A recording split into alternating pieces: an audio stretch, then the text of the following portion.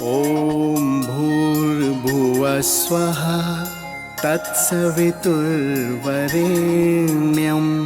भर्गो देवस्य धीमहि धियो यो नः प्रचोदयात्। जिन चुनौतियों से लड़ने के लिए हमने युवा वर्ग को तैयारी करने के लिए तत्पर होना है, वो क्या चुनौतियां हैं और उन चुनौतियों के समाधान के रूप में युवा वर्ग कैसे सार्थक भूमिका निभा सकता है, इस विषय का प्रतिपादन करने के लिए हम सब के बीच आदरणीय डॉक्टर चिन्मय पंड्या जी भाई साहब उपस्थित हैं। आदरणीय भाई साहब को सानिध्य परम पूज्य गुरुदेव का बाल्यकाल में ही मिला। इसी साधना के क्षेत्र में आदरणीय भाई साहब ने अपना बाल्यकाल पूरा किया। गायत्री विद्यापीठ जो शिक्षा और विद्या के समन्वय के रूप में परम पूज्य गुरुदेव ने स्थापित किया था, उसके प्रथम बैच के आप छात्र रहे हैं। अपने 12वीं तक की पढ़ाई को पूरा करने के पश्चात आदरणीय भाई साहब ने हिमालयन इंस्टीट्यूट से MBBS की डिग्री हासिल की और विदेश में जाकर MRCP करते हुए मेडिकल क्षेत्र में बहुत बड़ा काम किया। जब आप आगे बढ़े तो इंग्लैंड के चेरिंग क्रॉस हॉस्पिटल में वरिष्ठ मनोवैज्ञानिक के रूप में आपने अपनी सेवाएं दी। वर्तमान समय में देव संस्कृति विश्वविद्यालय के प्रतिकुलपति के रूप में युवाओं को गढ़ने का क्रम आदरणीय भाई साहब कर रहे हैं। देश विदेश की 40 से अधिक विश्वविद्यालयों के साथ MOU कर देव संस्कृति विश्वविद्यालय को विश्व स्तर पर स्थापित करने का क्रम आदरणीय भाई साहब ने किया है। देव संस्कृति विश्वविद्यालय जो जीवन विद्या के आलोक केंद्र के रूप में प्रतिस्थापित हो रहा है, नित्य प्रतिदिन हम लोग कई युवाओं को देव संस्कृति विश्वविद्यालय के संस्कृति दूत के रूप में गढ़ने का क्रम कर रहे हैं। उसमें युवा सम्राट के रूप में, उनके चहेते गुरु के रूप में, चहेते आचार्य के रूप में आदरणीय भाई साहब अपनी भूमिका निभा रहे हैं। मैं आप सबकी ओर से आदरणीय भाई साहब से निवेदन करता हूं कि वर्तमान समय में जो चुनौतियां हमको दिखाई देती हैं और युवा वर्ग उसमें क्या सार्थक भूमिका निभा सकता है, हमारे छत्तीसगढ़ के भाइयों को इस विषय पर मार्गदर्शन करने की कृपा करें। आदरणीय डॉक्टर चिन्मय पंड्या जी। मित्रों, सबसे पहले परम पूज्य गुरुदेव को, परम वंदनीय माता जी को उनकी सूक्ष्म उपस्थिति को साक्षी मानते हुए गायत्री मंत्र के साथ अपनी बात आरंभ करना चाहूँगा। गायत्री मंत्र इस सृष्टि का ऐसा कोई कोना नहीं है जहाँ तक अपने प्रकाश को न पहुँचाता हो। इस ब्रह्मांड का ऐसा कोई हिस्सा नहीं है, इस अस्तित्व का ऐसा कोई भाग नहीं है जहाँ पर माँ गायत्री का तेज, उनका ओज, उनका आलोक, उनका वर्चस्व न पहुँचता हो। ऋग्वेद में छोटा सा आख्यान आता है और वहीं से अपनी बात को आरंभ करना चाहूँगा। ऋग्वेद में आख्यान आता है ब्रह्मर्षि परमेष्ठि का। ब्रह्मर्षि परमेष्ठि, उनके मन में जिज्ञासा हुई कि ये दुनिया जो है, जो संसार चला आ रहा है, इतनी सारी प्रजातियां बन रही हैं फिर समाप्त हो जाती हैं, इनको चलाने वाला कौन है? किसने इनको बनाया, किसने इनको मिटाया, कहाँ से इन सब का संचालन हो रहा है? उनके मन में जिज्ञासा हुई और वो ध्यान में गहरे उतर गए। वर्षों ध्यान में गहरे उतरने के बाद उनने अपनी जिज्ञासा को समाधान के स्वर दिए और 3 शब्द मानवीय सभ्यता को दिए। एक उनने दिया सृष्टि। सृष्टि सृजन से निकल कर के आया है कि जब सारा का सारा निर्माण का कार्य भगवान आरंभ करते हैं तो उनने उसको कहा सृष्टि। दूसरा, जब वो बना रहता है तो उसको उनने कहा स्थिति। और तीसरा, जब भगवान उसको मिटा लेते हैं, जब वो सारी चीज़ों को, सारे तत्वों को वापस अपने अंदर समेट लेते हैं, तो उसको उनने कहा प्रलय। और प्रलय और सृष्टि के मध्य में जो समय है, उसके बीच में क्या होता है? उसके बीच में क्या होता है कि जब एक सृष्टि मिट गई है और दूसरी सृष्टि शुरू होती है, उस समय में कौन सी शक्ति है जो परमात्मा को, परमेश्वर को, ब्रह्म को, सभी के नियंता को शक्ति प्रदान करती है? इसके लिए उनने एक छोटा सा सूक्त लिखा। छोटा तो नहीं है, 300 वर्षों तक चला जाता है, पर उनने एक सूक्त लिखा जिसको हम लोग कहते हैं नासदीय सूक्त। बड़ा खूबसूरत है। उसमें आता है, नासदा सीनो सदासीत दानीम नासीद्रजो न व्योमा परोयत किमावरीवह कुवश्य शर्मनंभ किमासीत गहनम गभीरम न मृत्युरासीत अमृतम न तर्हि न रात्रयान्न आसीत प्रेकः। कि जब कोई नहीं था, जब ये सृष्टि नहीं थी, जब प्रलय नहीं थी, जब कोई भी नहीं था, उस समय इस दुनिया में न सत था, न असत था, न दिन था, न रात्रि थी, न मृत्यु थी, न जन्म था, कुछ भी नहीं था। और उन सब के मध्य में आनीद वातम स्वधेया तदेकम, उन सब के मध्य में जब वायु भी नहीं थी तो एक शक्ति ऐसी थी जो निरंतर श्वास ले रही थी, निरंतर श्वास ले रही थी। और उस शक्ति को उन्होंने नाम दिया गायत्री, कि वो शक्ति जो सबको श्वास दे रही थी, जो सबको प्राण दे रही थी, जब यहाँ पर प्राण देने वाला कोई नहीं था, जब यहाँ पर जीवन देने वाला कोई नहीं था, जब यहाँ पर मृत्यु लेने वाला कोई नहीं था, जब यहाँ के लोगों को जीवन को समेटने वाला कोई नहीं था, लोगों को जीवन देने वाला कोई नहीं था, उन सब के मध्य में भी एक शक्ति ऐसी थी जो सबके जीवन का संचालन कर रही थी, जो इस चीज़ की व्यवस्था बना रही थी कि नए क्रम को कैसे शुरू किया जा सकता है। आनीद वातम स्वधेया तदेकम, कि बिना वायु के, बिना वात के भी शक्ति लेने वाली कोई शक्ति है तो वो माँ गायत्री की शक्ति है। तो सबसे पहले उन्हीं शक्ति को नमन करते हैं, परम पूज्य गुरुदेव को, परम वंदनीय माता जी को नमन करते हैं, जो हमारे जीवन को, हमारे जीवन के प्रत्येक कण को, हमारे अस्तित्व के एक एक हिस्से को अपने प्रकाश से, अपनी वायु से, अपने प्राणों से निरंतर संचालित करते हैं, निरंतर शक्ति देते हैं, निरंतर ऊर्जा देते हैं। इस भावना के साथ कि हमारे जीवन में जो भी शुभ अशुभ कर्म होते हैं वो सारे के सारे उनको समर्पित हैं। इस भावना के साथ कि हमसे जाने अनजाने में कोई ना कोई दोष दुर्गुण हो जाते होंगे, वो सारे के सारे हम उनके चरणों में समर्पित कर रहे हैं कि हमारे व्यक्तित्व में यदि कहीं कोई दोष हैं, खामियां हैं, दुर्गुण हैं, उनका आप निराकरण करें और उनका निराकरण करके हमारे व्यक्तित्व को उज्ज्वल करें। एक छोटे बच्चे की कहानी है कि छोटा बच्चा भगवान के आगे जा कर के खड़ा हो गया और कुछ कुछ बोलने लगा। पुजारी को बड़ा आश्चर्य हुआ। उन्होंने कहा कि छोटा बच्चा भगवान से क्या बातें कर रहा है। उन्होंने कहा बेटा तुम कौन सी प्रार्थना कर रहे हो भगवान से। बोला मुझे तो प्रार्थना करनी नहीं आती, मैं तो ABCD बोल रहा था। और मैंने भगवान से कहा कि आप तो सब कुछ जानते हैं, आप अपनी प्रार्थना खुद बना लीजिए, मैं तो ABCD बोल करके आ रहा हूँ। तो दोस्तों हमारा भी जो गायत्री मंत्र है वो भी भगवान के आगे का ABCD है। हम नहीं जानते कि इसका क्या अर्थ है, हम नहीं जानते कि इसको हम लोग किन ऊंचाइयों तक ले जा सकते हैं। हमारे व्यक्तित्व में लाखों दुर्गुण हो सकते हैं, पर हम भगवान के आगे सच्चे हृदय से बच्चा बन कर के, एक छोटा सा बालक बन कर के अपनी भावनाओं को समर्पित करते हैं कि हे प्रभु आप सब कुछ जानते हैं, आप हमें उधर ले चलिए जहाँ हमें चलने की आवश्यकता है। तो इस भावना के साथ कि वो शक्ति जो सबका संचालन करती है हमारे जीवन का भी कल्याण करे, हमारे जीवन के पथ को भी प्रशस्त करे। एक बार गायत्री मंत्र हम लोग साथ साथ बोलेंगे। परम पूज्य गुरुदेव का, परम वंदनीय माता जी का ध्यान, माँ गायत्री का आवाहन, भगवान सूर्य का, सविता देवता का आवाहन। ओम भूर्भुवः स्वः तत्सवितुर्वरेण्यं भर्गो देवस्य धीमहि धियो यो नः प्रचोदयात्।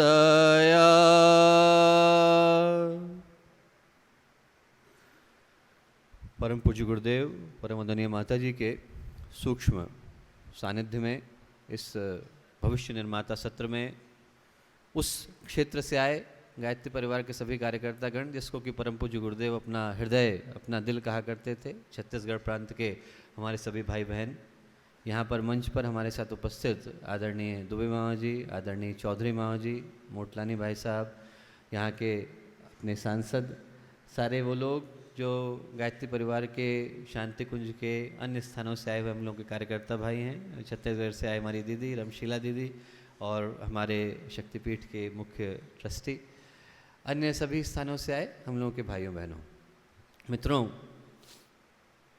आज का दिन बड़ा महत्वपूर्ण दिन है। आज आप लोग एक महत्वपूर्ण समय में, एक महत्वपूर्ण उद्देश्य को लेकर एक महत्वपूर्ण स्थान का अंग बन रहे हैं। ये समय युग परिवर्तन का समय है, ये समय विचार क्रांति का समय है, ये समय मानवीय चेतना के समग्र रूपांतरण का समय है। और ये उद्देश्य बड़ा पुनीत उद्देश्य है, बड़ा पवित्र उद्देश्य है, युवा क्रांति का उद्देश्य है। अपना जो ये देश है, युवा देश है, भारत है, इसके प्रत्येक युवा कंधों तक, इसके प्रत्येक युवा मन तक, इसके प्रत्येक युवा मस्तिष्क तक परम पूज्य गुरुदेव के, परम वंदनीय माता जी के विचारों को ले जाने का, उनको उन विचारों से ओतप्रोत करने का समय। और ये दोनों की दोनों पुनीत धाराएं एक पवित्र स्थान पर आकर के मिल गई। ये स्थान जो है बड़ा महत्वपूर्ण स्थान है, महाकाल का घोंसला है, परम पूज्य गुरुदेव का, परम वंदनीय माता जी का तपस्थल है और नवयुग की गंगोत्री। आचार्य शंकर विवेक चूड़ामणि में कहते हैं कि दुर्लभम त्रयमे वेते देवानुग्रह हेतुकम मनुष्यत्व मुक्षत्व महापुरुष संश्रय। दुनिया में 3 चीज़ें दुर्लभ हैं और सिर्फ भगवान के आशीर्वाद से मिलती हैं। मनुष्य का जन्म, मनुष्यत्वम, मुमुक्षत्व, मोक्ष की इच्छा, महापुरुष संशय, और उसके बाद महापुरुषों का साथ। मनुष्य का जन्म बहुतों को मिल जाता है, मोक्ष की इच्छा नहीं मिलती। मोक्ष की इच्छा मिल जाए तो ऐसे गुरु का साथ नहीं मिलता कि जो उनको सही जगह पर ले जा सके। तो तीनों चीज़ों का एक साथ एक जगह पर समन्वय, एक साथ एक जगह पर मिलन बड़ी मुश्किल से होता है। और आज ये गंगा, यमुना, सरस्वती तीनों इसी प्रयाग में आकर के एकत्रित हो गई हैं कि समय अपने आप में अद्भुत है, समय अपने आप में विलक्षण है, समय अपने आप में दिव्य है, विशेष है, युग परिवर्तन का समय। और उद्देश्य अपने आप में ऊंचा है, युवा क्रांति का उद्देश्य है। ऐसे उद्देश्य रोज रोज लौट करके नहीं आते। और ऐसे समय में भागीदारी करने के लिए आप जैसी दिव्य आत्माएं, आप जैसी महान आत्माएं, आप जैसी एक से एक बढ़कर क्रांतिकारी आत्माएं इस पवित्र स्थान में उपस्थित हैं, तो ये समय अपने आप में ऐतिहासिक हो जाता है, अपने आप में विलक्षण, अपने आप में अद्भुत हो जाता है। और इस अवसर को, जो कि ऐतिहासिक अवसर है, इसको मैं कहूँगा कि अपने आप में एक दुर्भाग्य होगा, दुख होगा, हताशा का क्षण होगा यदि हम लोग यहाँ से इसको सिर्फ एक मीटिंग मान करके अपने आप वापस लौट जाते हैं कि ये जो हम लोगों की मुलाकात है, हम लोगों की मुलाकात सिर्फ मुलाकात बन करके रह जाती है, तो फिर हम लोगों का मिलना व्यर्थ हो जाएगा। यदि हम लोग यहाँ से एक आग को लेकर के नहीं लौटते हैं, यदि हम लोग यहाँ से एक चिंगारी को लेकर के नहीं लौटते हैं, यदि हम लोग यहाँ से एक दावानल को लेकर के नहीं लौटते हैं, यदि हम लोग यहाँ से एक क्रांति के स्वर को लेकर के नहीं लौटते हैं, यदि हम लोग यहाँ से परम पूज्य गुरुदेव के, परम वंदनीय माता जी के विचारों को संकल्प के रूप में बदलने का भाव लेकर के नहीं लौटते हैं, तो फिर हम लोगों का यहाँ पर आना और इन बातों को करना व्यर्थ हो जाएगा। दोस्तों, ये उद्देश्य बड़ा गंभीर, और आप में से प्रत्येक आत्मा अपने अंदर इस संभावना को रखती है कि हम में से यदि एक व्यक्ति भी जाग जाए तो पूरे विश्व को बदलने की सामर्थ्य रखता है, पूरे युग को बदलने की सामर्थ्य रखता है, एक व्यक्ति भी जाग जाए। और इसलिए उद्देश्य की गंभीरता को ध्यान में रखते हुए मैं वही बातें कहना चाहूँगा जो मुझे लगता है कि आज के समय को ध्यान में रखते हुए आपस में एक दूसरे के साथ करने के लिए उपयोगी है। जब हम लोग दोस्तों युवा क्रांति की बात करते हैं तो कुछ बातें ऐसी हैं जो न भूलने लायक हो जाती हैं, कुछ बातें ऐसी हैं जिनको कि हम कभी नहीं भूल सकते। और उसमें से जो पहली बात है दोस्तों, वो है जिसको कि गुरुदेव निरंतर कहा करते थे, लगातार कहा करते थे, सतत कहा करते थे, हमेशा कहा करते थे। और ये कहा करते थे कि गायत्री परिवार का प्रत्येक सदस्य, गायत्री परिवार की प्रत्येक आत्मा, आपको लगता होगा कि आप संयोग से भटक करके शांति कुंज का हिस्सा बन गए, ऐसा नहीं। एको एक व्यक्ति ऐसा है जिसके जन्म लेने से पहले परम पूज्य गुरुदेव ने उसके जीवन की योजना बना करके उसको धरती पर भेजा है। आप में से प्रत्येक व्यक्ति अपने साथ एक दिव्य उद्देश्य को लेकर के यहाँ आया है। आप में से प्रत्येक व्यक्ति अपने साथ एक विशेष उद्देश्य को लेकर, विशेष प्रयोजन को लेकर इस विशेष समय में पैदा हुआ है। और उस उद्देश्य को याद करना, उस लक्ष्य को याद करना, उस भाव को याद करना जो गुरुदेव ने हमें दिया होगा, जो हमारे को जन्म लेने से पहले में बताया होगा कि बेटा तुम धरती पर जा रहे हो, इस काम को जरूर पूरा करके आना, उसे याद करना, उसे पूरा करना हम लोगों की महत्वपूर्ण जिम्मेवारी है। बाकी की सारी बातें महत्वपूर्ण हो जाती हैं, योजनाएं महत्वपूर्ण हो जाती हैं, क्रियाकलाप महत्वपूर्ण हो जाते हैं, हम लोगों का मिलना महत्वपूर्ण हो जाता है, संगठन महत्वपूर्ण हो जाता है, कार्यक्रम महत्वपूर्ण हो जाते हैं, पर जो सबसे ज़्यादा महत्वपूर्ण बात है उस बात को याद करना जो परम पूज्य गुरुदेव ने जन्म लेने से पहले हम में से प्रत्येक के कान में कही होगी, हम में से प्रत्येक के अंतर्मन में अपने हस्ताक्षर के साथ लिख करके दी होगी कि बेटा ये कार्य तुम्हें पूरा करके आना है। उस बात को याद करना हम लोगों की जिम्मेवारी बन जाती है। यदि जीवन का लक्ष्य दृष्टि से ओझल हो जाए दोस्तों, तो बड़े बड़े महापुरुषों के जीवन भी वहीं व्यर्थ चले जाते हैं। मैं आपको उदाहरण दे करके बताता हूँ। आपको हनुमान जी की कथा याद होगी। कौन से हनुमान जी? वो हनुमान जी जिनको कि हम पवन सुत कहते हैं। मन की गति से भी तेज जिनकी गति थी, पवन की गति से भी तेज जिनकी गति थी। वो हनुमान जी जो भगवान सूर्य को उगता हुआ सेब समझ करके खाने के लिए लपक पड़े थे, उनको लगा कि सेब है और खाने के लिए निकल पड़े। वो हनुमान जी जिनके नाम से देवता थर थर काँपा करते थे। वो हनुमान जी जिनके घूंसे से रावण बेहोश हो गया था।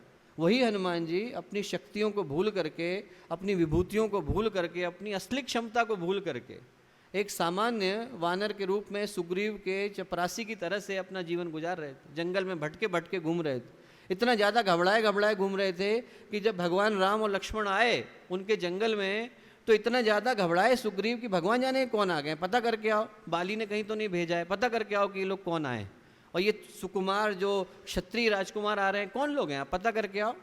तो गए हनुमान जी, और हनुमान जी इतना घबराए हुए थे। वो हनुमान जी की बात नहीं कर रहे जिन हनुमान जी ने एक छलांग में 100 योजन का समुद्र पार कर लिया था। वो हनुमान जी इतना घबराए हुए थे कि जब उनने देखा कि 2 क्षत्रिय राजकुमार आ रहे हैं, तो घबराहट में उनने ब्राह्मण का वेश धर लिया कि क्षत्रिय हैं, ब्राह्मण को देखेंगे तो हथियार नहीं उठाएंगे। ये सोच करके उनने ब्राह्मण का वेश रख लिया। और उनने ब्राह्मण का वेश तो रखा, करना क्या ये भूल गए। वो वहाँ पर ब्राह्मण जो है पहले समय में क्षत्रिय को देखते थे तो आशीर्वाद देते थे कि बेटा तुम अच्छे से रहो। पुराने समय में देखते थे तो आशीर्वाद देते थे, उनने उल्टा किया, उनने जा कर के प्रणाम किया राम और लक्ष्मण को कि भाई आप लोगों को कोई दिक्कत तो नहीं। इतने ज़्यादा घबराए हुए थे, क्यों? क्योंकि हनुमान जी भूल गए थे कि उनकी शक्तियाँ क्या हैं। वो ये भूल गए थे कि वो कौन सी दिव्य संभावनाओं को अपने अंदर लेकर के आए। वो ये भूल गए थे कि अपने अंदर कौन से महानता के बीज को समेट करके आए। वही हनुमान जी जो एक छलांग में सारे के सारे समुद्र को लांघ गए, उनके जीवन में ऐसे क्षण भी आए कि वो भूल गए कि वो कौन है, अपने अंदर क्या शक्तियाँ लेकर के आए। आप में से प्रत्येक व्यक्ति अपने अंदर महान शक्ति लेकर के आया है। दोस्तों, हम लोग साधारण कार्य करने के लिए पैदा नहीं हुए हैं। हम लोग अपने जीवन की चक्की को घुमाने के लिए पैदा नहीं हुए हैं। हम लोग इसलिए पैदा नहीं हुए हैं कि बाकी लोगों की तरह से भीड़ में धक्के खाते घूमें। हम लोग इसलिए पैदा हुए हैं कि गुरुदेव ने हमें महान कार्य करने के लिए भेजा है। वहीं हनुमान जी की तरह से जब हनुमान जी समुद्र के किनारे खड़े थे तो जामवंत ने उनके कान में कहा, का चुप साधी रहा बलवाना, कि ये बलवान तुम क्यों चुप साध करके बैठे हो। और वहीं पर हनुमान जी को याद आया तो एक छलांग में हनुमान जी ने पूरा का पूरा समुद्र लांघ मारा, एक छलांग में। वही हनुमान जी अपनी विभूतियों को भूलकर, अपनी शक्तियों को भूलकर, अपनी महानता को भूलकर एक साधारण व्यक्ति का जीवन गुजार रहे थे। और आपको उदाहरण दे करके बताता हूँ, गांधी जी का उदाहरण आपको याद होगा। गांधी जी सामान्य बैरिस्टर की तरह से अपनी जॉब करने के लिए गए साउथ अफ्रीका, गए वहाँ पर काम भी कर रहे थे, भूल गए थे कि वो क्या करने के लिए आए, उनके अंदर क्या क्षमताएं। जैसे ही ट्रेन के कंडक्टर ने उनका सामान उठा करके बाहर फेंका, वैसे ही उनके अंदर का महात्मा जागृत हो गया, उनके अंदर का महात्मा जाग गया। उनको याद आ गया कि वो कौन सी शक्तियाँ लेकर के आए। और तुलसीदास जी की कथा आपको याद होगी।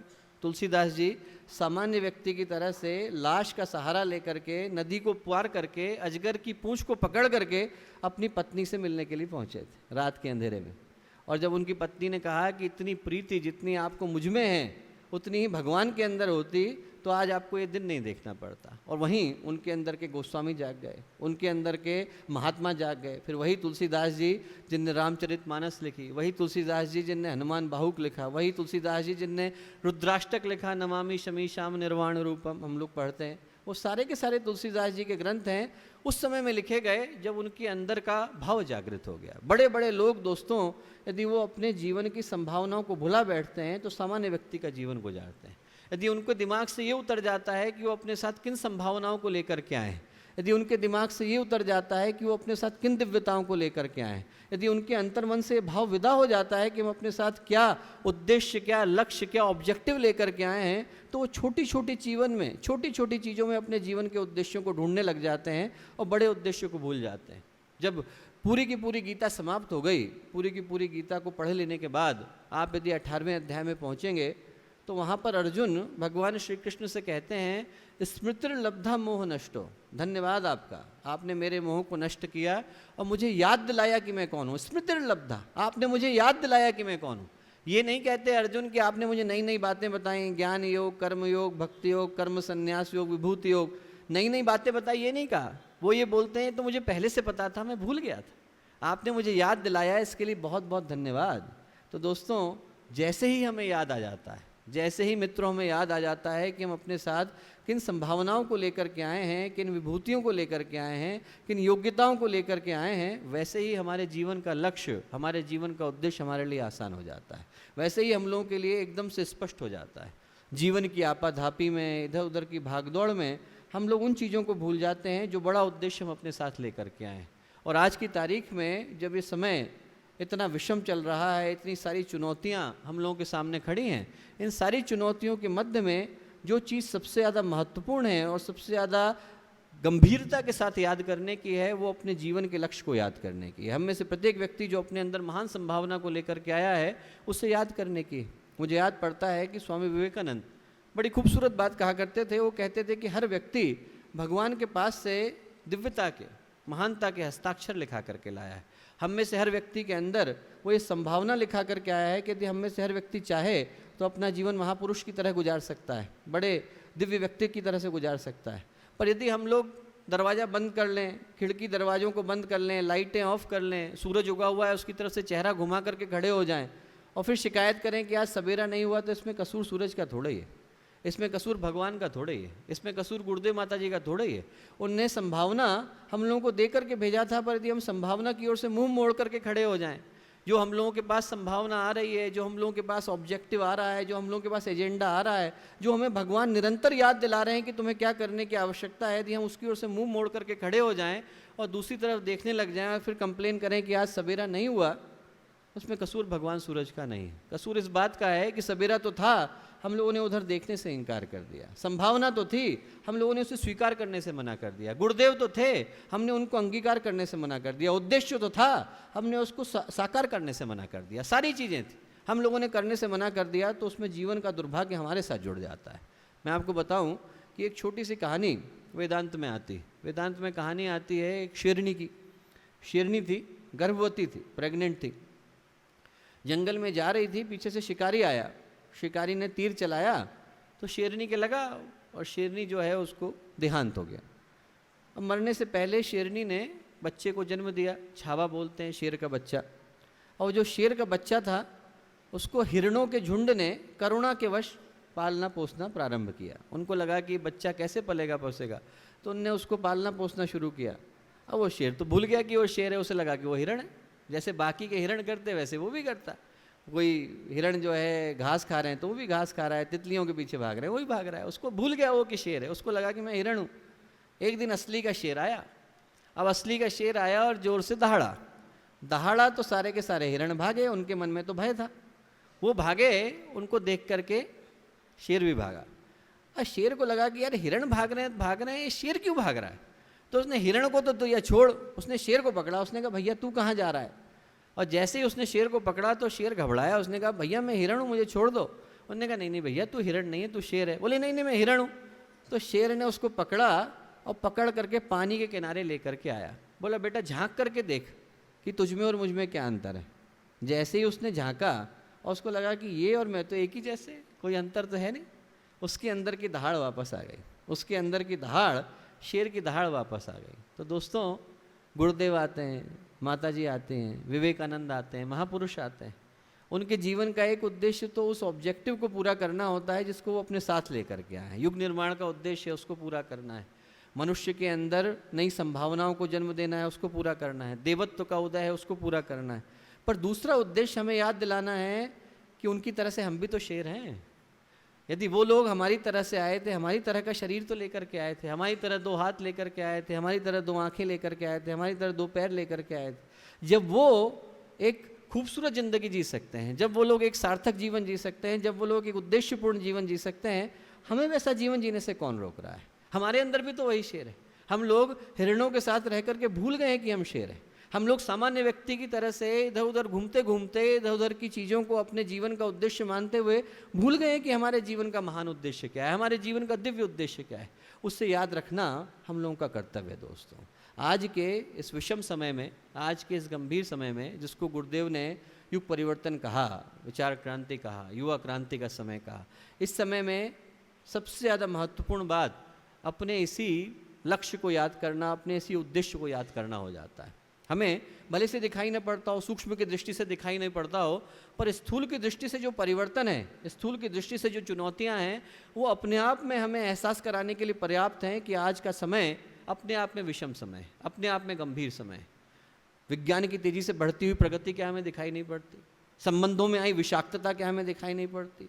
तेज़ी से बढ़ता हुआ आतंकवाद क्या हमें दिखाई नहीं पड़ता? तेज़ी से बढ़ता हुआ स्वार्थ, व्यभिचार, भ्रष्टाचार क्या हमें दिखाई नहीं पड़ता?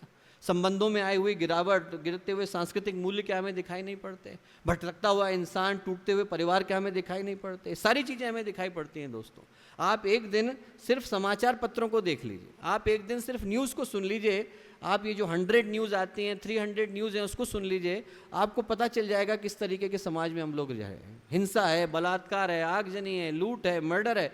300 की 300 न्यूज़ आप पलट डालेंगे, आपको 299 इसी तरीके की न्यूज़ सुनने को मिलेंगी। मैं कहानी पढ़ रहा था अभी एक थोड़े दिन पहले, बड़ी अच्छी कहानी लगी मुझे, कि एक व्यक्ति भटक करके जंगल में, उसका समुद्र का जहाज़ था, टूट गया। और टूट गया तो वो अकेला व्यक्ति था, पूरे के पूरे जहाज़ में पानी की लहरों के साथ एक निर्जन से द्वीप पर जाकर के लग गया। एक निर्जन बिल्कुल अकेला द्वीप था, वहाँ जाकर के लग गया। संयोग से वहाँ पर फल वगैरह थे, नारियल वगैरह लगे हुए थे, खाने की व्यवस्था थी। 3 साल तक वहीं पर पड़ा रहा, असली ज़िंदगी की कहानी। 3 साल तक वहीं पर पड़ा रहा अकेला, बिल्कुल कोई नहीं था।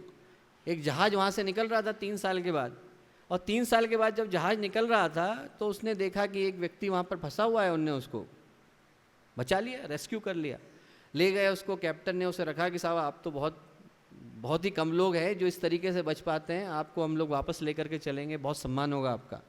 ठीक है साहब, उसको लिटा दिया कैप्टन ने अपने कमरे में। उसको कौतूहलवश उसने बगल के अखबार उठा के पढ़ने शुरू करे। उसने पहला अखबार पढ़ा, सारी बुरी खबरें उसमें पढ़ने को मिली, इधर उधर हिंसा हो रही है, ये हो रहा है। उसने दूसरा अखबार उठा करके पढ़ा, फिर बुरी खबरें पढ़ने को मिली। तीसरा अखबार उठा करके पढ़ा, फिर बुरी खबरें पढ़ने को मिली। चौथा उठा करके पढ़ा, फिर बुरी।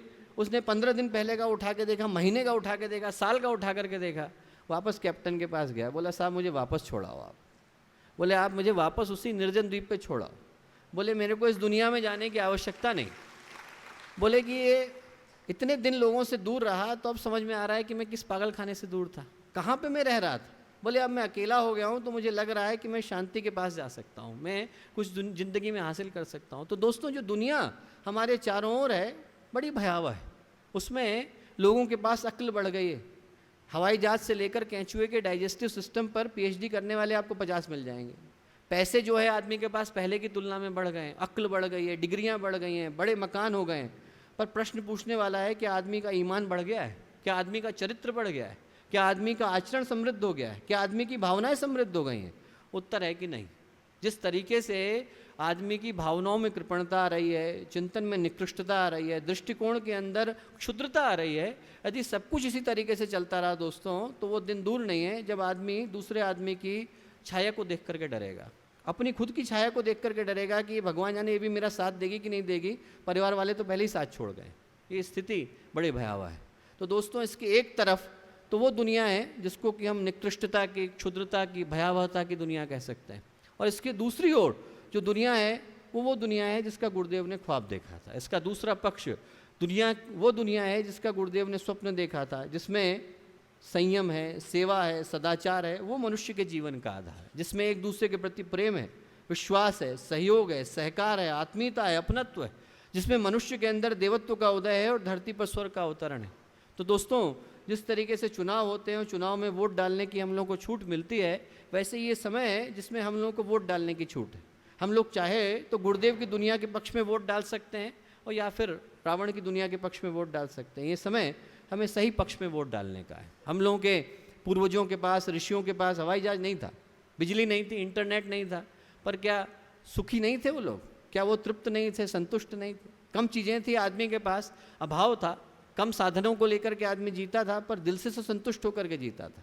मैं आपको बताऊं, उदाहरण देकर के बताता हूं कि कुछ नहीं भी हो तब भी आदमी बहुत अच्छा जीवन जी सकता है, और बहुत सारी चीज़ें होने के बावजूद आदमी जीवन अच्छे से नहीं जी पाता।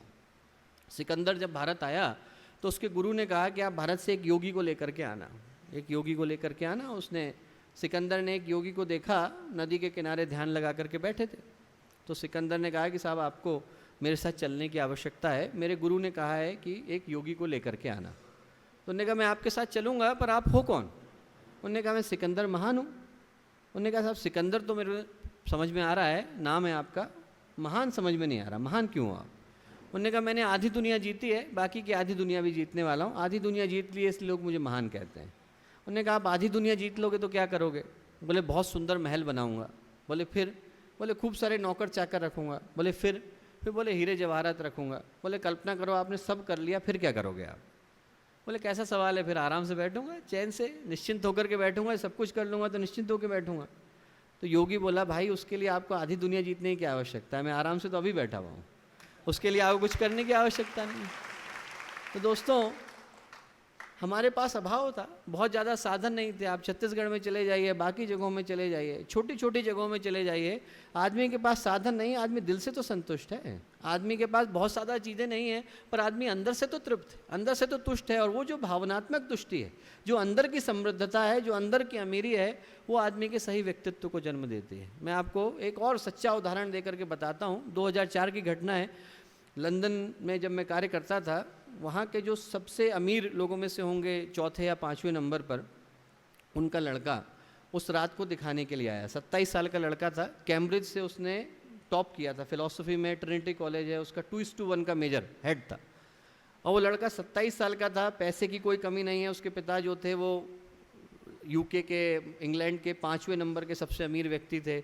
एजुकेशन की दृष्टि से कोई कमी नहीं थी, सबसे बेहतर डिग्री उसके पास थी। सोशली कोई कमी नहीं थी, दिखने में अच्छा था लड़का। कोकेन का बहुत भयंकर एडिक्ट था, जितना बुरी तरह से एडिक्ट हो सकता है उतनी बुरी तरह से एडिक्ट था। और जब आपको बहुत ज़्यादा तेज़ी से नशे की आदत पड़ जाती है तो एक बीमारी डेवलप हो जाती है। बीमारी में ये होता है कि जो आदमी बहुत ज़्यादा नशे का आदी हो जाता है, यदि उसको नशा ना मिले तो उसको लगता है कि उसके शरीर पर छोटे छोटे प्राणी चल रहे हैं। उसको हम लोग बोलते हैं मेडिकली लिलीपुशियन हेलुसिनेशन। लिलीपुट से शब्द निकल करके आया, आप लोगों ने गुलिवर एंड लिलीपुट की कहानी सुनी होगी। तो उसको ऐसा लगता है कि छोटे छोटे आदमी मेरे शरीर पर चल रहे हैं। तो वो क्या करता था कि इंसुलिन की सिरिंज से उनको निकालने का प्रयत्न करता था। जब मैंने उसको देखा, उस रात को 2004 की बात होगी, उस समय में उसके शरीर में, पैर में 27 छेद थे। आप बोन देख सकते थे, हड्डी देख सकते थे, इतनी बुरी हालत। ऐसा जीवन उसका। कुछ ऐसा हुआ कि 3-4 घंटे तक वो बात करता रहा और निरंतर 4-5वें दिन आता रहा। तो मैंने कहा कि बेटा आपके जीवन में तो कोई दिक्कत नहीं है, सारी चीज़ें जो आपके पास हो सकती हैं वो आपके पास हैं, क्या दिक्कत क्या है, क्यों परेशानी, इसके में क्यों लगे हुए हो? बोला मुझे जीवन का उद्देश्य समझ में नहीं आता। मुझे लगता है कि मेरे पिताजी इसके लिए जिम्मेवार हैं, मुझे जब भी कोई चीज़ की आवश्यकता थी उन्हें तुरंत उपलब्ध करा दी। मैंने कहा मान लिया कि आपके पिताजी जिम्मेवार हैं, पर जीवन तो आपका है, जीवन को सुधारने की जिम्मेवारी किसकी है? हो सकता है कि पिताजी आपकी सुविधाओं के लिए जिम्मेवार हों, पर जीवन को दिशा देने की जिम्मेवारी तो आपकी है। अंतिम बार उससे मुलाकात हुई, उसके बाद दोबारा नहीं देखा उसे। 3 साल के बाद साउथ अफ्रीका से उसने एक कार्ड लिख करके भेजा, उस लड़के ने कार्ड लिख करके भेजा कि आपसे जो बात हुई थी उसके बाद कुछ सोचने में ऐसा परिवर्तन आया, एकदम मुझे लगा कि जीवन मेरा है तो बदलने के लिए कुछ करना चाहिए। तो दोस्तों वो लड़का विश्व भ्रमण पर निकल गया, कहाँ कहाँ गया, हजारों जगह गया, उसमें भारत भी आया। और भारत जब आया तो भारत में आते से ही उसके जीवन में कैसे परिवर्तन आया कि वो गाँवों में घूमने के लिए निकल गया। भारत के बिल्कुल छोटे छोटे जो गाँव हैं वहाँ घूमने के लिए निकल गया। एक गाँव में वो पहुँचा, एक गांव में पहुंचा, उसने देखा कि एक छोटा सा व्यक्ति है, बिल्कुल कमा नहीं सकता, मुश्किल से 300-400 रुपये कमाता होगा वो, और उसके पास जाकर के खड़ा हुआ। उसने देखा कि पति पत्नी हैं, बच्चे हैं उनके 3, और बहुत सुख के साथ खाना खा रहे हैं। तो उसने कहा मेरे को तो याद ही नहीं हमने कब अपने साथ परिवार ने साथ साथ बैठ करके खाना खाया हो। बोले मुझे तो बिल्कुल याद नहीं कि हम लोगों ने कब परिवार ने एक साथ बैठ करके खाना खाया हो। तो उनने उनको बुला लिया, उनके पास खाने को भी नहीं था, 2-3 रोटियाँ थी। उनने कहा बेटा आप भी हमारे साथ खा लो, कोई दिक्कत की बात नहीं है, 3 रोटियाँ थी, हम लोग आपस में बांट करके खा लेंगे। बोला मुझे उस रोटी में इतना स्वाद आया जितना ज़िंदगी में किसी चीज़ में नहीं आया। और वो बोला कि उसने उससे पूछा कि भैया आप लोगों के पास कुछ नहीं है, कपड़े भी नहीं है पहनने को, आप लोगों के चेहरे पर इतनी मुस्कुराहट क्यों है, इतनी खुशी क्यों है आपके चेहरे पर? तो वो जो किसान था उसने उसे जवाब दिया कि भैया हमारे पास पैसे नहीं हो सकते, परिवार तो है, सुखी तो हैं हम लोग, आपस में एक दूसरे के साथ बैठ करके तो खा रहे हैं। बोला वो जो बात थी मेरे दिल के अंदर इतनी गहरी गई कि मैंने तुरंत अगली फ़्लाइट पकड़ी, लंदन गया, लंदन में जा कर के अपने पिता को गले लगा लिया, गले लगा करके रोने लग गया। बोले हम दोनों एक दूसरे को मिल करके 4 घंटे रोते रहे, 4 घंटे एक दूसरे के मुंह से कोई शब्द नहीं निकला। एक व्यक्ति ने उस व्यक्ति का जीवन बदल दिया। दोस्तों हम लोगों के पास बहुत सारी चीज़ें नहीं हैं, दिल से हम लोग समृद्ध, दिल से हम लोग समृद्ध। तो दोस्तों ये जो धरोहर है, ये जो हेरिटेज है, जो विरासत है, अपने देश की विरासत है, और इस परिप्रेक्ष्य में हम में से हर एक व्यक्ति को ये याद रखने की आवश्यकता है कि हम लोग दिव्य संभावनाओं को लेकर के धरती पर आएँ, हम लोग महान संभावनाओं को अपने साथ लेकर के धरती पर आएँ। गुरुदेव ने जब युग निर्माण का सपना देखा था तो ये देख करके देखा था कि आप में से प्रत्येक व्यक्ति अपने अंदर एक महापुरुष होने की क्षमता रखता है। अकेले क्षणों में, एकांत के क्षणों में अपने साथ अपने आप से पूछने की आवश्यकता है कि क्या हम उस संभावना के साथ न्याय कर पा रहे हैं कि नहीं कर पा रहे हैं, क्या हम उस संभावना के साथ इंसाफ कर पा रहे हैं कि नहीं कर पा रहे हैं, क्या हम उस संभावना के साथ जस्टिस कर पा रहे हैं कि नहीं कर पा रहे हैं। तो दोस्तों इस परिप्रेक्ष्य में जहाँ यहाँ से एक बात ये लेकर के जाने की आवश्यकता है कि हम लोग अपने उस उद्देश्य को याद रखें जिस उद्देश्य को लेकर के हम धरती पर आए थे, साथ साथ कुछ छोटे संकल्पों को लेकर के जाने की आवश्यकता है। यहाँ से जब हम लोग जाएं तो जैसा मैंने शुरू में बोला कि छोटे छोटे संकल्पों को हम लोग अपने साथ लेकर के जा सकते हैं। क्या लेकर के जा सकते हैं? मैं कहूँगा छोटी छोटी बातें। वैसे तो छत्तीसगढ़ का प्रत्येक कार्यकर्ता अपने आप में इतना समृद्ध है कि एक व्यक्ति ही लाखों लोगों के बराबर काम करता है, तो आप लोगों को अलग से कुछ बताने की आवश्यकता नहीं है। पर मैं कहूँगा कि जिनको ऐसा लगता है कि हमारे कर्म में, हमारे समर्पण में कहीं कोई शिथिलता आ गई है, वो लोग छोटे छोटे संकल्प ले सकते हैं। छोटे छोटे संकल्प क्या ले सकते हैं? एक तो ये ले सकते हैं कि हम लोग गुरुदेव के विचारों को ये सोच लें कि 5 या 6 नए लोगों तक कैसे पहुंचा सकते हैं। एक छोटा गणित का समीकरण गुरुदेव कहा करते थे कि आप ये सोचो कि यदि एक व्यक्ति 3 महीने में 5 नए लोगों तक गुरुदेव के विचारों को पहुंचा करके आता है, सद्विचारों को पहुंचा करके आता है, 6 महीने में 25, 9 महीने में 125, 1 साल के अंदर 625, 625 को आप 625 से गुणा कर दो, 3 वर्ष 9 महीने में इस पूरी दुनिया का एक व्यक्ति नहीं बचता जिस पर गुरुदेव के विचार न पहुंच गए हों। यदि हम में से प्रत्येक व्यक्ति 3 महीने के अंदर 5 नए लोगों तक गुरुदेव के विचारों को लेकर के जाता है, सिर्फ इतना करता है कि लेकर के जाए और उन तक गुरुदेव के विचारों को पहुंचा करके आए। गुरुदेव कहते थे कि बेटा बाकी सारी व्यवस्था मैंने बना दी है, सारी की सारी व्यवस्था मैं बना करके आया हूँ, कोई चिंता की बात नहीं। आप लोगों को खाना बना करके रख दिया है, दाल चावल मैं खरीद के ले आया हूँ, बना करके मैंने रख दिया है, कढ़ाई मैंने तैयार कर दी है, आप लोगों को परोसने का काम करना है, आप लोगों को जाना है और लोगों के घर में परोस करके आना है। इतना काम मात्र हम लोगों की जिम्मेवारी का है। मैं आपको एक और उदाहरण दूंगा, 1988 का है, जनवरी 1988 की घटना है। गुरुदेव का आँख का छोटा सा ऑपरेशन था, होकर के चुका था, और वो भी घटना बड़ी मज़ेदार है। आँख का ऑपरेशन हुआ और गुरुदेव के जब वो डॉक्टर आए देखने के लिए तो उन्होंने कहा गुरुदेव आपकी आँख में तो कोई पावर ही नहीं है, बिल्कुल एकदम सही है, और जो आप चश्मा लगाते हैं इसमें बिल्कुल डिफरेंट पावर है। आपको याद होगा गुरुदेव सनमाइका के उसका कवर का एक चश्मा लगाया करते थे। तो गुरुदेव ने देखा चश्मे को, बोले कि अरे, बोले कोई छोड़ गया था, मैं इसको अपनी आँख पे लगा लेता हूँ, एक्चुअल में इन आँखों की ज़रूरत नहीं पड़ती है, दूसरी आँखों से लिखता हूँ तो इनको देखता नहीं हूँ। तो क्या है कि गुरुदेव को ज़रूरत तो पड़ती नहीं थी, तो ऑपरेशन आँख का होकर के चुका था।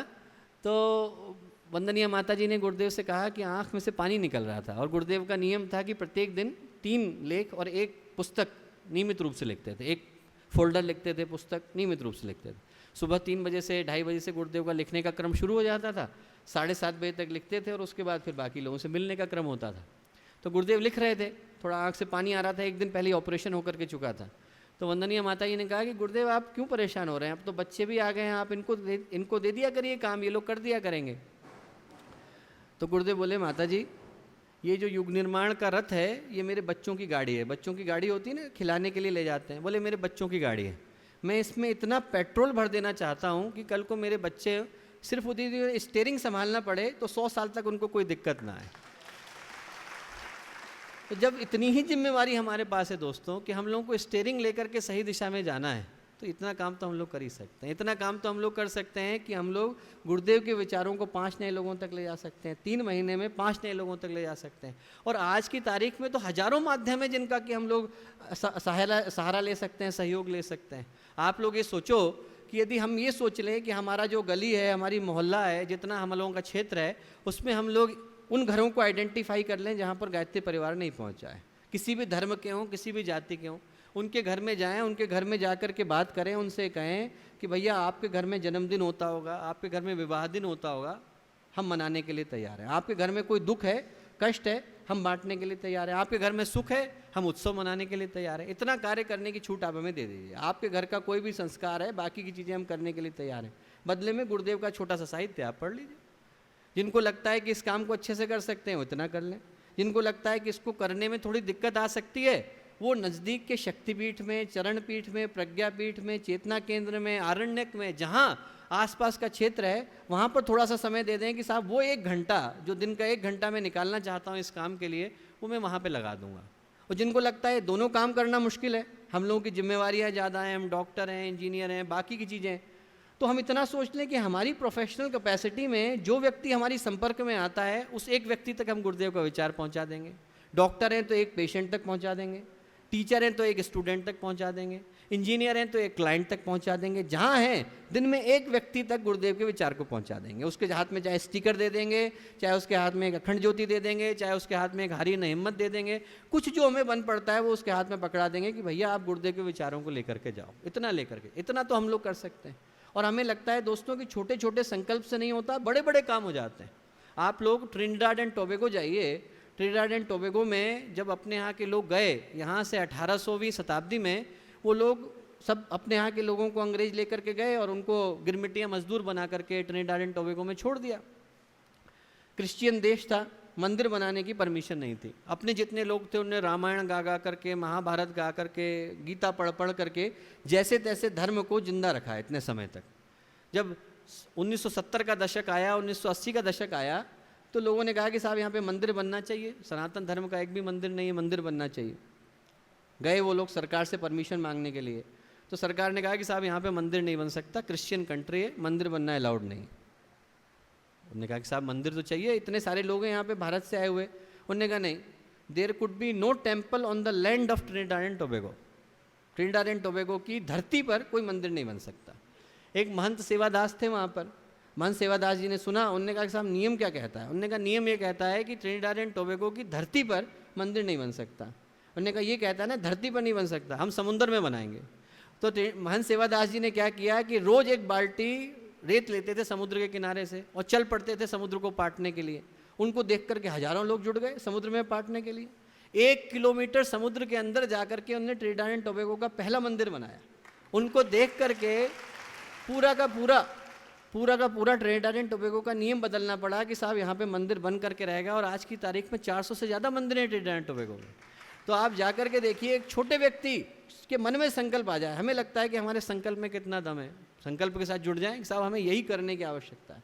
हम लोग अभी मॉन्ट्रियल में गए तो हम लोगों ने देखा कि वहाँ पर 1900 आज से करीब 50 साल पहले एक बौद्ध भिक्षु, मॉन्ट्रियल के पास एक जंगल में आप चले जाइए तो वहाँ के रहने वाले, और दलाई लामा जैसे एक डिनोमिनेशन के हेड हैं, वैसे वो भी एक डिनोमिनेशन के हेड हैं, एक छोटे संप्रदाय के हेड हैं और बहुत उनके फॉलोअर हैं।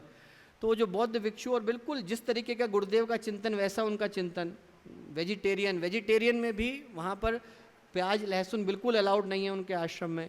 और 4 चीज़ें उनके यहाँ का आधार हैं, साधना, स्वाध्याय, संयम और सेवा। 4 चीज़ें उन्होंने अपने यहाँ के प्रिंसिपल रखे हुए हैं। तो उनके पास हम लोग गए, जब पहुँचे वैसे किसी से नहीं मिलते, और कुछ गुरुदेव की प्रेरणा हुई, वो 94 वर्ष के हैं, मिलने के लिए आए और बहुत देर तक बातें करते रहे। उनकी कहानी बहुत हृदय स्पर्शी। तो उनसे गुरु ने उनको फिलीपींस से, वियतनाम से उनको भेजा कि बेटा तू कनाडा चला जा और कनाडा में तू हम लोगों का प्रचार कर, बुद्ध धर्म का प्रचार कर। कनाडा चले गए, गुरुदेव का आदेश है तो वहाँ चले गए। वहाँ पहुँचे, जब वहाँ पहुँचे तो उनको लगा कि मेरे को अंग्रेजी तो आती नहीं है, वहाँ की एक और भाषा है फ्रेंच, वो भी नहीं आती है, मैं करूँगा क्या? 1.5 साल तक कोशिश करते रहे लोगों को बताने की, लोगों को समझाने की, तो कुछ नहीं हो पाया, कोई उनसे नहीं जुड़ता था। बहुत दुखी हो गए, निराश हो गए। तो उनका एक और भाई था, उनका चचेरा भाई, दोनों जो है बौद्ध भिक्षु थे। उनने अपने चचेरे भाई से कहा कि भैया ऐसा कर कि तू गाड़ी लेकर के चल, जहाँ पे गाड़ी रुक जाएगी वहीं पर भगवान की प्रेरणा है, वहीं पर अपन लोग रुक करके काम करेंगे। गाड़ी लेकर के चले, जहाँ पेट्रोल खत्म हो गया, जंगल के बिल्कुल बीचों बीच में वहाँ पर रुक गए, उतर गए जंगल में, बोले यहीं काम करेंगे। काम क्या करेंगे अब? वहाँ पे तो ठंड पड़ती है, -20 चला जाता है टेम्परेचर, बर्फ़ गिरती है साल के 9 महीने। जंगल जो उनको मिल गया, दोनों ने एक एक कुल्हाड़ी ली, बोले हम इसमें लकड़ियों को काट काट कर, तराश कर भगवान बुद्ध का जीवन बनाएंगे, पूरे भगवान बुद्ध का जीवन इसमें उकेरेंगे। और आप विश्वास नहीं करेंगे दोस्तों, 48 साल की उम्र से उन्होंने काम करना शुरू करा। 88 साल की उम्र में उनको पैरालिसिस का अटैक आया। 40 साल में 387 एकड़ का जंगल पूरा बुद्ध भगवान के जीवन से उनने उकेर डाला, पूरा का पूरा 387 एकड़ का जंगल। और उसको देखने के लिए लाखों लोग आते हैं। जो शब्द नहीं कर पाए वो उनके भावों ने करके दिखा दिया। अंग्रेजी उनको आती नहीं थी, फ्रेंच उनको आती नहीं थी, उनने कहा दोनों नहीं आती हैं, भगवान को तो सब कुछ आता है। उनने जो है अपनी भावना से उसको उकेरना शुरू करा। जो हमारे मन में संकल्प आ जाए दोस्तों, हमें लगता है कि ये करने की आवश्यकता है, हमारी परिस्थितियों को देख करके इस चीज़ को इस क्षेत्र में करने की आवश्यकता है। हमें लगता है कि साहब हमारे क्षेत्र में ये व्यसन की समस्या बहुत हो गई है, छुड़वाने की आवश्यकता है, इसी को लेकर के जुड़ जाएं। हमें लगता है कि हमारे क्षेत्र में शिक्षा की आवश्यकता है, इसी को लेकर के जुड़ जाएं। हमें लगता है कि हमारे क्षेत्र में स्वास्थ्य की आवश्यकता है, इसी को लेकर के जुड़ जाएं। हमें लगता है कि हमारे क्षेत्र में जितनी चीज़ें हो रही हैं, बहुत सारी कुरीतियाँ हो गई हैं, इन्हें छुड़ाने की आवश्यकता है, इसी को लेकर के जुड़ जाएं। एक संकल्प को लेकर, गुरुदेव के विचारों को साथ में लेकर के जुड़ जाएं, तो दोस्तों पूरा का पूरा देश बदल जाएगा, पूरा का पूरा विश्व बदल जाएगा। हम लोगों के मन में अच्छे संकल्प को जगाने की आवश्यकता है। तो मैं यही कहूँगा कि आज के इस शुभ अवसर पर जब आप लोग यहाँ पर आए, तो एक तो अपने अंदर छुपी महानता को, अपने अंदर छुपी दिव्यता को, अपने अंदर छुपी उत्कृष्टता को, आप में से प्रत्येक व्यक्ति, इन बातों को आप शब्द की तरह से मत लेना, इन बात की गंभीरता में जाना। आप में से कोई व्यक्ति ऐसा नहीं है जिसको गुरुदेव ने किसी विशेष प्रयोजन के साथ पैदा न किया हो। इतनी बड़ी शक्ति जिनने आने वाले 2000 वर्षों का विश्व का इतिहास लिख करके रख दिया हो, वो किसी व्यक्ति को ऐसे ही शौक के लिए पैदा नहीं कर सकते, ऐसे ही किसी हॉबी के लिए पैदा नहीं कर सकते। आप में से प्रत्येक व्यक्ति अपने साथ एक महत्वपूर्ण प्रयोजन को लेकर के पैदा हुआ है, उसको याद रखना हम लोगों का कर्तव्य है, हम लोगों का दायित्व। दूसरा, यहाँ से एक अच्छा ऐसा संकल्प लेकर के जाने की आवश्यकता है जिसको कि हम लोग अपने अपने क्षेत्र में जा कर के पूरा कर सकें। इतने सारे संकल्प हैं, युवा क्रांति वर्ष का जो हम लोगों का पैम्फलेट निकला है उसी के अंदर बहुत सारे संकल्प हैं। उसमें से एक एक संकल्प ले लें कि इसको हम लोग पूर्ण कैसे कर सकते हैं, इसको हम अपने अपने क्षेत्र में रेप्लिकेट कैसे कर सकते हैं, क्या कर सकते हैं जिससे कि हम अपने क्षेत्र के लोगों को जगा सकें। इन भावों को यहाँ से लेकर के लौटने की आवश्यकता है। और अंत में एक छोटी सी कथा सुना करके मैं अपनी बात को समाप्त करूँगा कि स्वामी राम तीर्थ यहाँ टिहरी के पास उनका आश्रम है, बड़े प्रसिद्ध संत थे और बहुत ही गजब के संत थे।